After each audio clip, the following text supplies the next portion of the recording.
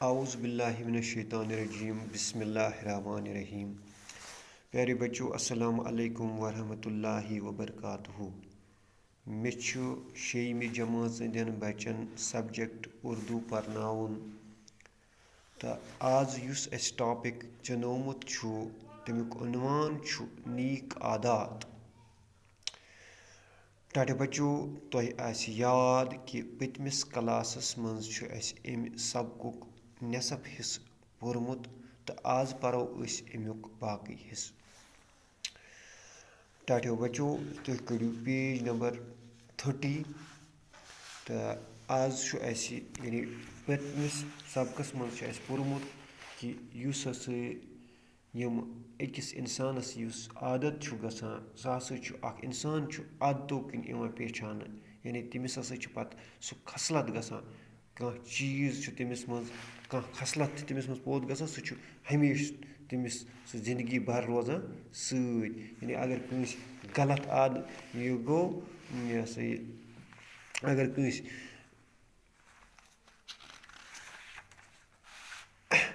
कंस नेक आदत आस सु कर असल काम, अगर कंस बुर आदत गो सु कर बुर काम। तो आज अस पर यमजे पे देर से जागने की बुरी आदत की वजह से बच्चे अपनी सफाई की तरफ भी पूरा ध्यान नहीं दे पाते। आपने देखा होगा कि कुछ बच्चे डरते हुए अपनी कमीज़ के बटन बंद करते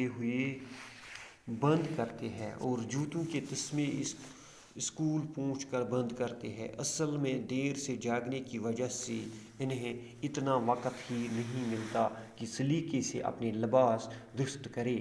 ऐसे बच्चे तो अपनी माँ के लिए भी तकलीफ़ का सामना पैदा करते हैं। अगर उनसे देर से जागने की ख़राब आदत छूट जाए, यानी वो सुबह जल्दी जागने की आदत डाले, तो न उनकी माँ को तकलीफ़ होगी और न उनका लिबास भी तरतीब रहेगा। इतना ही नहीं, वो सफाई पर भी ध्यान दे पाएंगे। इनके दोस्तों का वक़्त भी ज़ाया नहीं होगा। उस्ताद क्लास में आके खुश होगा और वो खुद भी रोज़ रोज़ झूठ बोलने से बच जाएंगे। टाटे बच्चों, तो याद कि पतमिस क्लास में पर्याव अस कि युस हसा यस बच्चस चीर निंद्र वथनुक आदत गछि तमिस अक्सर स्कूल गसनस मज चीर गसान, तमिस पलव सिद्ध आसान, तमिस पलव अच्छे ढंग से नहीं होते उसके कपड़े, तो या तमिस बूटस आसान फिट ते गंडित कह कुन वक्त स्कूलस मज, तो बे अक्सर सह लेट क्लास इवान, तो बच्चों चुक आसान अख क्लास या ओड क्लास पोरमुत सह वातान स्कूल। बे हसा चीर वथनच ब्याख अख बुर आदत चीर वथुन कि देर से जागने की बुरी आदत की वजह से बच्चे अपनी सफाई की तरफ पूरा ध्यान, यानी पन्नी सफाई पे यह हेकान ध्यान दित कि यानी ये चीर वोथ निंद्र यह असल पे स्रान ते हेकान करित, यह असल पे बुथ ते हेकान छलित कि तिक्याज और स्कूल आसान अमिस टिक टिक आसान। आपने देखा होगा यह दपान बच्चों तो आसो वुचमुत कि कुछ बच्चे डरते हुए अपनी कमीज़ के बटन बंद करते हैं और जूतों के तस्मे तो स्कूल पहुँच कर बंद करते हैं। दपान तो आसो वुचमुत कि बच्चे आसान स्कूल पकान पकान तम कमीज़ कर ब्रचा ब्रचा आसान पकान तमन बिजत तम चीर वथमित या फूट फिट आसान तमन यलै सह आसान स्कूलस मज बंद। असल में देर से जागने की वजह से इन्हें इतना वक़्त ही नहीं मिलता कि सलीके से अपने लिबास दुरुस्त।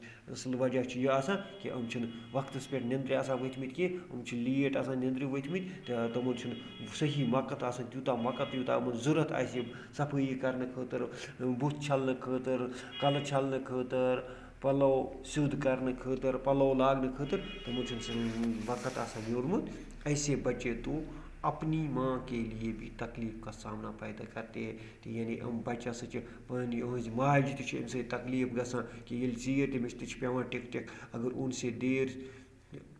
अगर उनसे देर से जागने की ख़राब आदत छूट जाए, यानी अगर हसे यमन यह चीर वथनुक आदत सन त्रित, यानी वो सुबह जल्दी जागने की आदत डालें।